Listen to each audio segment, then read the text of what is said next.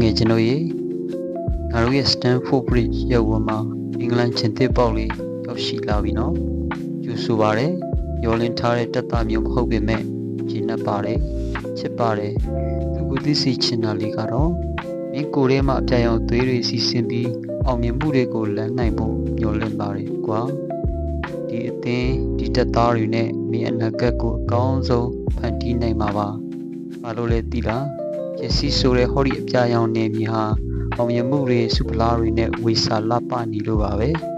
တန်းဆင်သွားတဲ့အသင်းကလာတဲ့အစားသမားမှုအထင်အမြင်နဲ့ဆုံးဖြတ်တဲ့သူတွေကိုလုံနဲ့တက်တည်ပြပြီးတောက်ပတဲ့ကျယ်လေးတစ်ပွင့်အဖြစ်နဲ့လင်းလက်